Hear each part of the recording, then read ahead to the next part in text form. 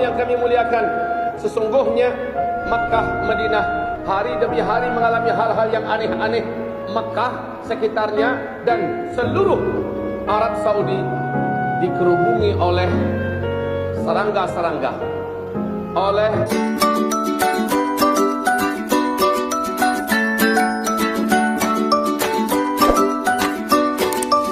jangkrik hitam, oleh belalang-belalang yang sangat banyak. Mana pernah ada fenomena seperti ini, sehingga Masjidil Haram sendiri kewalahan. Puluhan ribu pekerjaannya kesulitan untuk membersihkan jangkrik-jangkrik ini. Rumah-rumah penduduk bagaikan dibungkusi oleh jangkrik-jangkrik ini. Kita ingat apa yang terjadi dengan Fir'aun laknatullah alaih sebelum dia ditimpa oleh Allah dengan azab yang sangat dahsyat. Belalang yang sangat banyak, kodok, ulat-ulat berdatangan ke negeri Mesir, khususnya ke istana Fir'aun. Setelah itu Fir'aun dihancurkan oleh Allah Subhanahu wa taala beserta seluruh perangkat-perangkat dan elemen-elemen kekuatan-kekuatannya dan kekuasaannya. Ibarat Allah yang kami muliakan, Muhammad bin Salman, pangeran putra mahkota Arab Saudi, mengambil alih tampuk kekuasaan dari putra mahkota Pangeran Muhammad bin Nayef, di mana dia yang dinobatkan oleh Raja Salman sebagai raja setelahnya. Setelah dirampas, Arab Saudi dirubah 180% oleh Muhammad bin Salman. Dan sekarang Arab Saudi menjadi negara liberal. Arab Saudi menjadi negara sekuler. Musik dihalalkan, wanita-wanita diberikan kebebasan. Kemudian pariwisata dibuka dan konser-konser musik diadakan, bioskop-bioskop diadakan di mana-mana.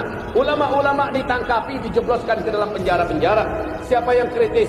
Kalau seandainya ada media-media yang berani mengkritik sedikit saja, maka pemiliknya, aset-asetnya dibekukan semuanya, dan orang ini dijebloskan ke dalam penjara.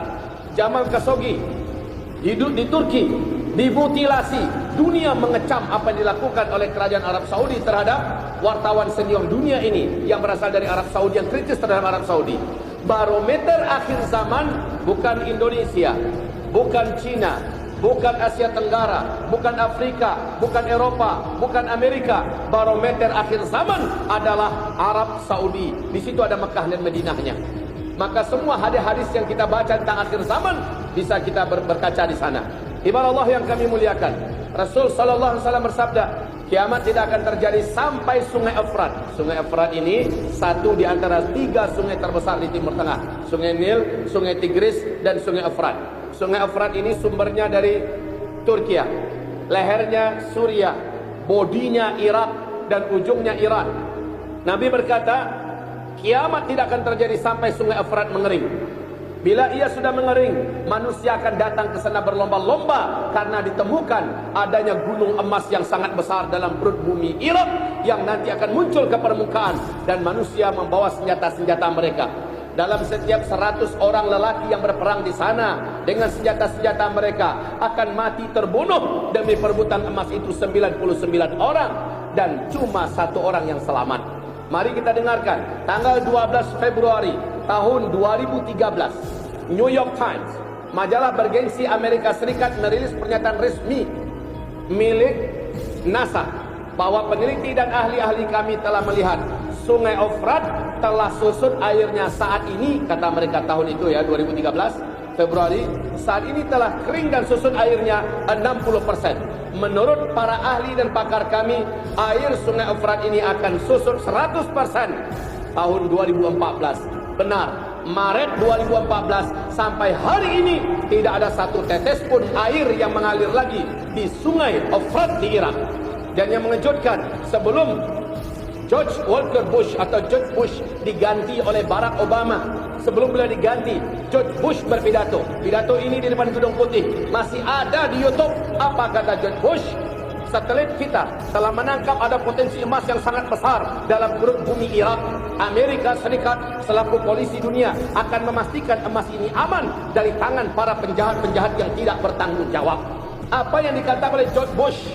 Apa yang dikatakan oleh George Bush sebenarnya mengungkap fakta hadis Nabi 1400 tahun yang lalu. Sungai Efrat mengering di Irak, ditemukannya gunung emas. Dan manusia nanti akan berbondong-bondong datang ke sana membawa senjata-senjata mereka.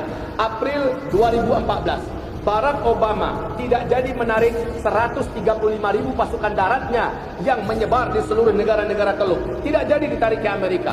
Padahal Amerika sudah tidak mampu membiayai personel-personel militer daratnya yang ada di negara-negara Teluk karena Amerika mengalami krisis keuangan yang sangat akut.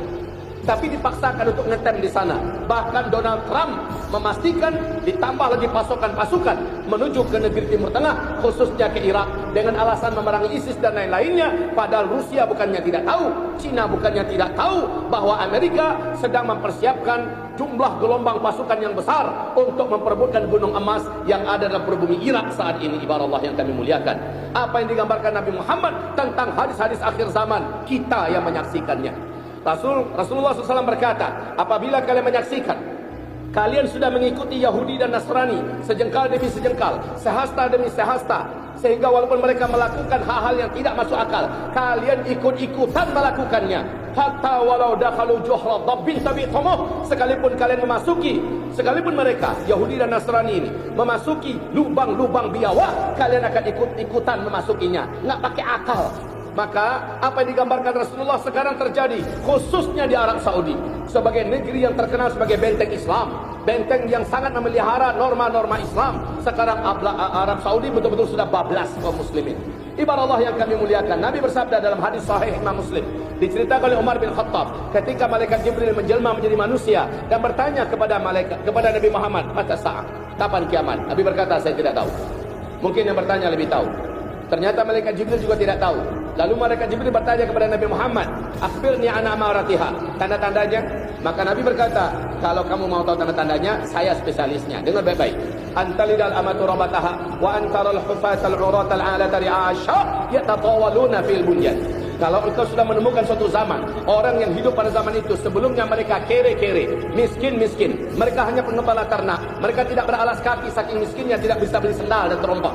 Mereka bertelanjang dada, yatatawaluna fil bunyan. Tiba-tiba mereka menjadi kaya raya dan sangat berkuasa. Lalu mereka saling berlomba-lomba dan berbangga-bangga membangun gedung-gedung yang tinggi-tinggi. Tersirat dalam pesan hadis Nabi ini berkata, jika zaman itu sudah kalian temukan, jarak masa kalian antara kalian dengan kiamat sudah sangat-sangat dekat. Apa ini boleh kerajaan Arab Saudi sekitar Masjidil Haram kita? Masya Allah, gedung-gedung tinggi pencakar langit yang mengagumkan dan memukau.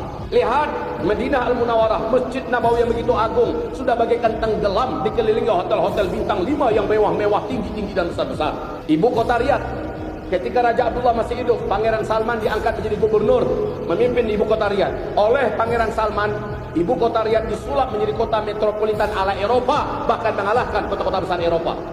Jeddah dijadikan sebagai kota perdagangan dan pusat persimpangan Timur Tengah. Ini baru Arab Saudi. Lihat Kuwait, kota-kota besar di Kuwait mengalahkan semua alat pembangunan yang ada di Amerika, di Eropa, dan negara-negara maju lainnya. Masya Allah. Kuwait belum apa-apanya dibandingkan dengan Bahrain. Bahrain lebih indah lagi, bangunan-bangunan lebih hebat lagi. Bahrain harus mengaku kalah dengan negara sebelahnya, Uni Emirat Arab. Di situ ada kota namanya Abu Dhabi, kota impian dunia, kota terhebat termewah nomor 1 di dunia saat ini. Dan Abu Dhabi harus mengaku kalah dengan kota sebelahnya, Dubai, pemegang rekor gedung tertinggi nomor 1 di dunia hari ini. Bukan di Tokyo, bukan di Hong Kong, bukan di Melbourne, bukan di Sydney, bukan di Prancis, bukan di London, bukan di New York, tetapi ternyata di Arab, yaitu di Dubai. Ketinggian gedung yang ada saat ini nomor 1 dunia namanya Burj Khalifah, 828 meter. Apakah persaingan ini sudah selesai? Belum. Di tepi Laut Merah, di kota Jeddah, saat ini sedang berlangsung pembangunan gedung tertinggi nomor 1 dunia yang akan mengalahkan rekor Burj Khalifah yang ada di Dubai. Kalau Burj Khalifah tingginya 828 meter, maka yang sedang dibangun ini namanya Kingdom Tower oleh orang terkaya nomor 1 di Arab Saudi, Pangeran Al-Walid bin Talal, menghabiskan dana lebih 120 triliun rupiah. Ketinggian gedungnya 1,2 kilometer. Dan Kuwait baru saja mengumumkan akan mendirikan gedung yang ketinggiannya juga melampaui angka 1 kilometer. Pangeran Muhammad bin Salman sudah mengumumkan kepada seluruh dunia dan membuka para investor sebanyak-banyaknya karena targetnya 2030 selesai membangun kota termewah, termegah, terindah, mengalahkan Abu Dhabi dengan gedung-gedung tertinggi di dunianya namanya NEOM. Di pinggir Laut Merah juga berdampingan dengan Yordania. Luar biasa, menghabiskan dana lebih 6.600 triliun. Dulu mereka miskin. Mereka tidak punya apa-apa. Sekarang mereka kaya raya. Lalu mereka berlomba-lomba dan berbangga-bangga membangun gedung-gedung yang tinggi-tinggi. Jika bahasa itu sudah kalian temukan, jarak masa antara kalian dengan kiamat sudah sangat-sangat dekat.